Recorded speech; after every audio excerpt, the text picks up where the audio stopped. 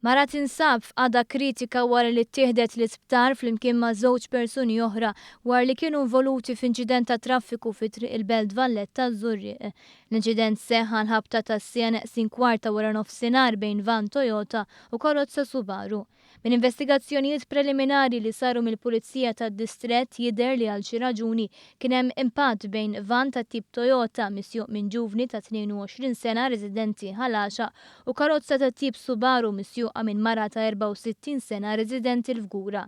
Il-van kien sejjer fid-direzzjoni lejn iż-Żurrieq meta għal xi raġuni kellu impatt mal-karozza u dar fid-direzzjoni opposta bil-impatt qawwi bejn iż-żewġ vetturi.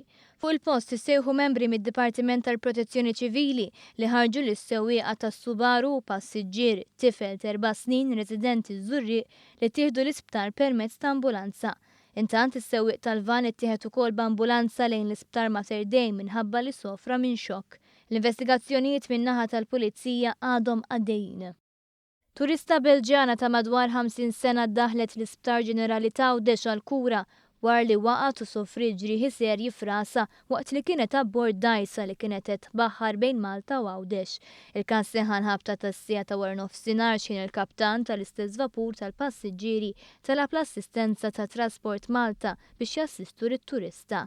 Malli waslu l-uffiċjali tieħdet id-deċiżjoni li tiddaħħal fil-port tal-Imġar Għawdex hekk kif kien l-eqreb port tal-vapur.